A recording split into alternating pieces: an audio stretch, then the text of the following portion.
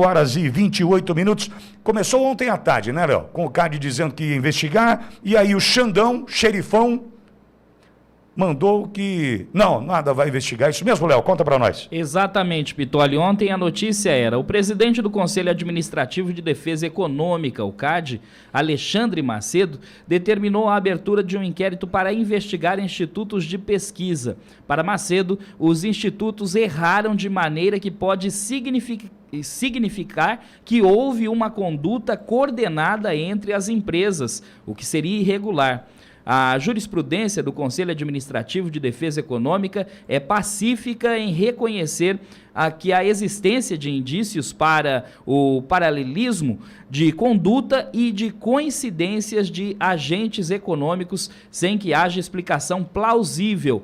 Pode indicar, assim, a configuração de infração à ordem econômica e de acordos colusivos, viu, Pitoli? Afirmou Macedo num ofício em que determina a abertura do inquérito. Ainda segundo o presidente do CAD, não há até o momento uma explicação racional sobre as previsões dos institutos terem errado em termos parecidos. E você pode ver que o Instituto de Pesquisa Paraná, né, que foi tecnicamente o mais próximo da realidade, não estava na lista desses institutos que seriam questionados, viu, Pitoli? Porém, nós fomos surpreendidos por uma notícia divulgada pela revista Veja, né, no portal, dizendo que o ministro Alexandre de Moraes, presidente do TSE, Tribunal Superior Eleitoral, suspendeu na noite desta quinta-feira, dia 13, o inquérito da Polícia Federal e a apuração do CAD, que é o Conselho Administrativo da Defesa Econômica, contra os institutos de pesquisas.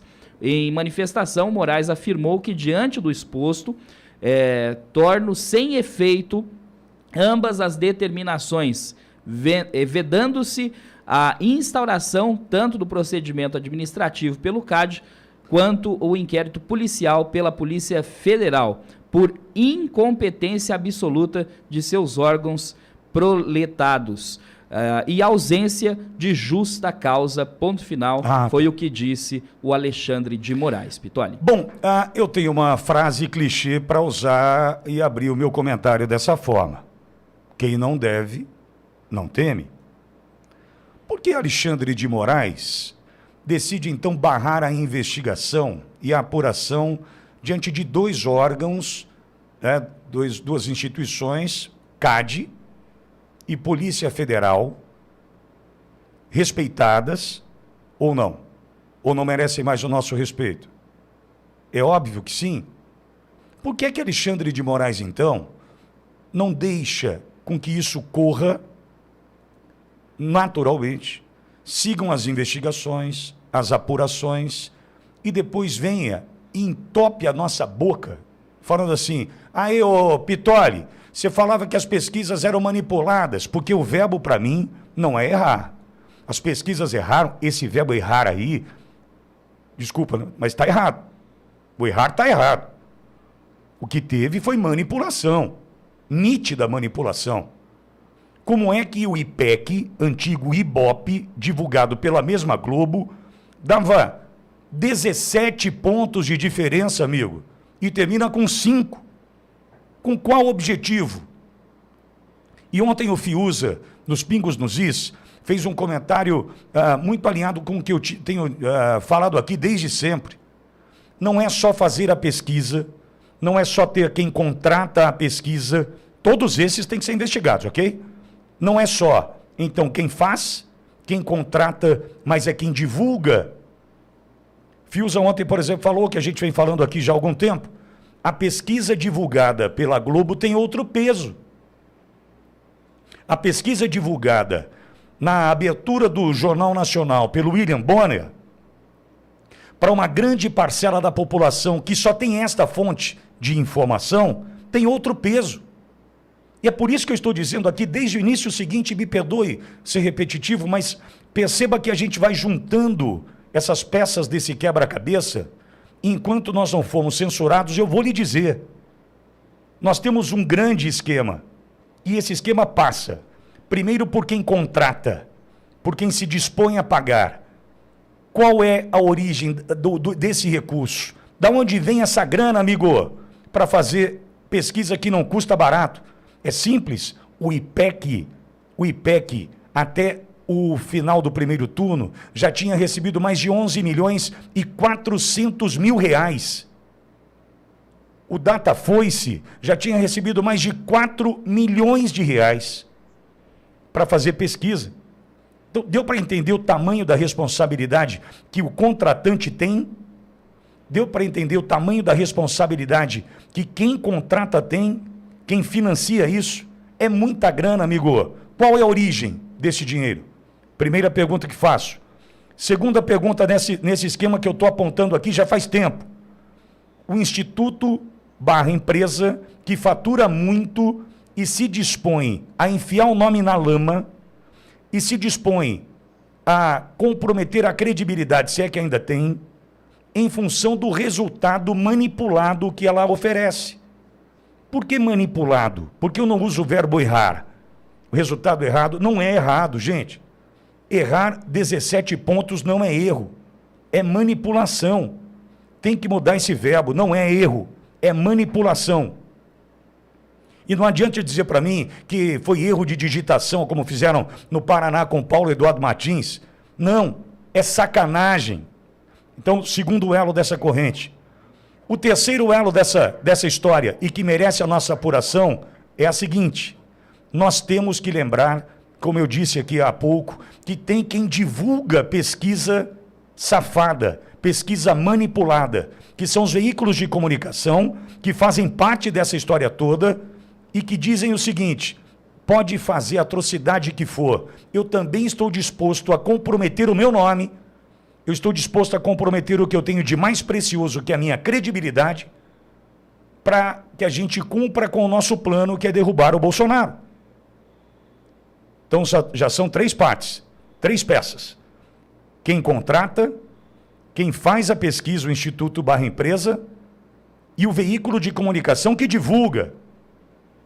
E você se lembra que eu disse ao longo dos últimos meses aqui, nessa rádio, que o quarto elo dessa história era o avalista?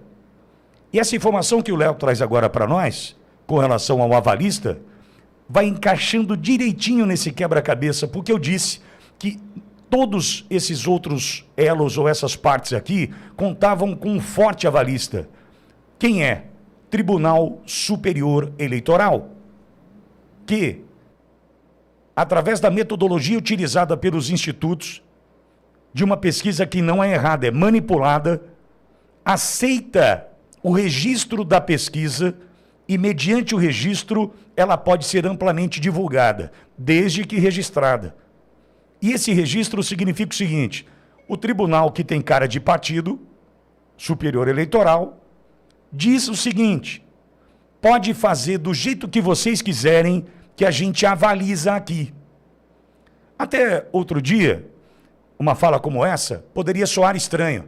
Poxa, mas o Tribunal Superior Eleitoral de avalista, mas quem está fazendo é um instituto, quem está contratando é uma instituição financeira ou um veículo de comunicação, quem está divulgando é a Globo, é a Folha de São Paulo, outros veículos aí desse consórcio nojento de imprensa. Por que o tribunal é avalista? A maior prova de que o tribunal é avalista é essa notícia que o Léo acabou de trazer. Ontem à noite, Alexandre de Moraes, presidente do Tribunal Superior Eleitoral, disse: não serão investigados os institutos de pesquisa. Volto à primeira frase do meu comentário: quem não deve, não teme. Alexandre, deixa a investigação rolar. Seja humilde e entenda que você pode entupir a minha boca aqui com a tua verdade, a partir de uma investigação que pode dizer o seguinte: não teve manipulação não, Pittoli estava errado e mentindo lá na rádio. Me dá essa possibilidade de você entupir a minha boca aqui com a tua verdade e não a minha desconfiança sobre tudo o que a gente está vendo. Estou te convidando, Alexandre de Moraes, estou te convidando para essa conversa, para essa tua decisão, que para mim só contempla o que eu estou dizendo aqui há tempos. Isso é um grande esquema. E não deixar investigar só traz mais dúvidas sobre tudo isso.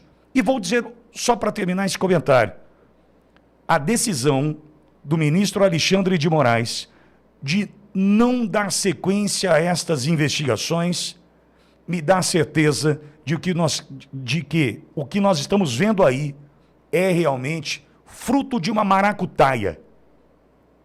Pesquisas mentirosas que vão continuar a mentir para você, porque tem um acordo aí. Até o dia 30 de outubro vem mais uma chuva de mentiras. Agora, mentiras que estão respaldadas, resguardadas por uma decisão de quem deveria de fato combater a fake news, como disse que faria no dia 16 de agosto, na sua posse no tribunal, diz o ministro, agora presidente do TSE, que iria combater implacavelmente as fake news. Se existe ou existia essa intenção, já era, concorda? Ué, se eu estou vivendo sob o manto do medo, se eu estou assistindo mentiras contadas todos os dias e nada acontece, alguém mentiu para mim. Vamos em frente.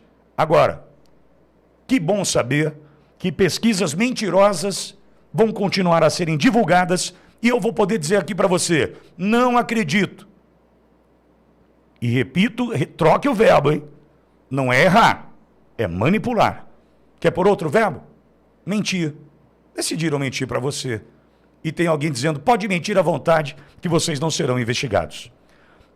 8 horas e 40 minutos, faltando 20 para as 9 da